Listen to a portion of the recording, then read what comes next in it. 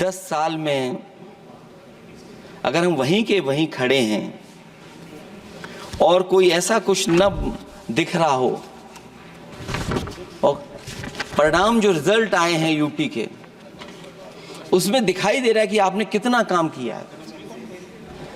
सभापति महोदय, अगर ये सब कुछ अच्छा किया होता तो क्या परिणाम ऐसे आए होते? जहां हारे ही नहीं हैं आप, सीटें ही कम नहीं हुई हैं। देश के प्रधानमंत्री जी भी वोट से हारे हैं, वोट से हारे हैं। जो कभी 5 लाख तक जीतना था जिन्हें, या 10 का टारगेट बनाया था, कितने से जीते? तो कम से कम इन चीजों को तो देखें। मैं जब सुनता हूं सत्तापक्ष लोगों को तो मुझे वो लाइनें याद आ जाती कि वो झूठ बोल रहा था, बड़े सलीके से मैं एतवार न करता तो और क्या करता।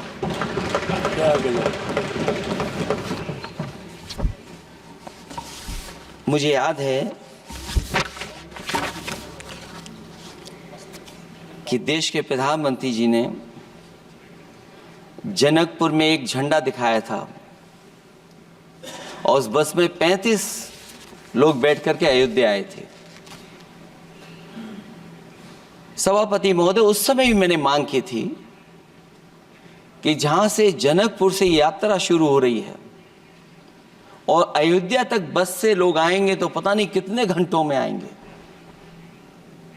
मैंने मांग की थी कि वहां से लेकर के अयोध्या तक एक्सप्रेसवे बनना चाहिए कि कम से कम जो जनकपुर से आए और अयोध्या दर्शन करने आ रहे हैं और बस से आ रहे हैं, कम से कम उनकी तकलीफ परेशानी तो कम होती। जो आप कहते हैं कि एफडीआई बहुत आया है, मैं अभी सुन रहा था, कहा कि टेलीफोन बनने लगे। टेलीफोन बन नहीं रहे हैं, मोबाइल बन नहीं रहे हैं।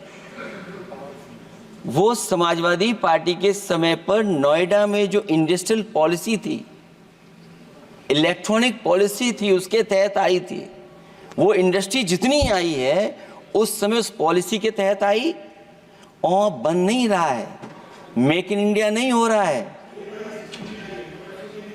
लेकिन जमीन किसने दी है?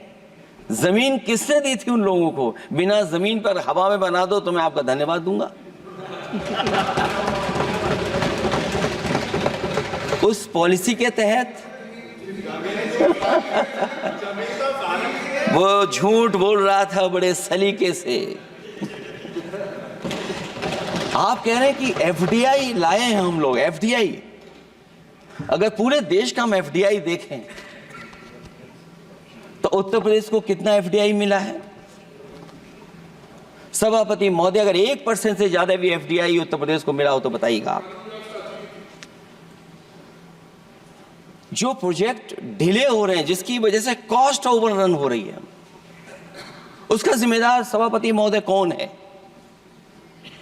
डबल इंजन की सरकार है। लखनऊ में भी सरकार आपकी है, दिल्ली में भी सरकार आपकी है। आखिरकार ऐसा क्यों हो रहा है?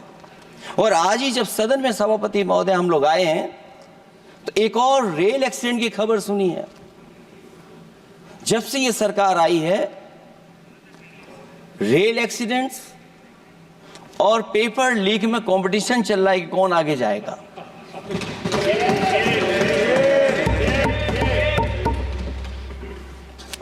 मैं तो अखबारों में पढ़ता था सभापति महोदय कि तोड़ फोड़ करके ये सरकार बनाते हैं।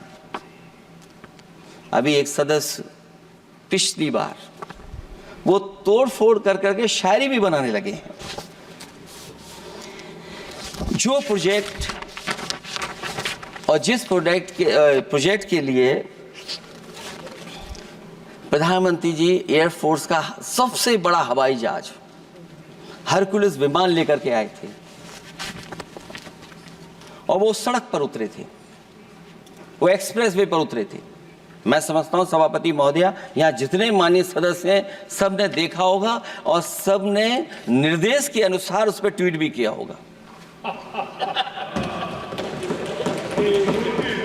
वो जो एक्सप्रेसवे अगर किसी ने बनाया था सभापति महोदय, जो डिजाइन, टेक्नोलॉजी का पार्ट, अलाइनमेंट, वो समाजवादियों की देन थी, वो आपकी देन नहीं थी। ये बात मैं इसलिए कह रहा हूं सभापति महोदया, क्योंकि इस बजट में सरकार चलाने के लिए आपने पैकेज दिया है। हमें कोई नाराजगी नहीं है पैकेज देने की, आप पैकेज और दीजिए। लेकिन अगर आप बक्सर से भागलपुर एक्सप्रेसवे बना रहे हैं तो आप उत्तर प्रदेश की पूर्वांचल एक्सप्रेसवे को क्यों नहीं जोड़ रहे हैं? और मैं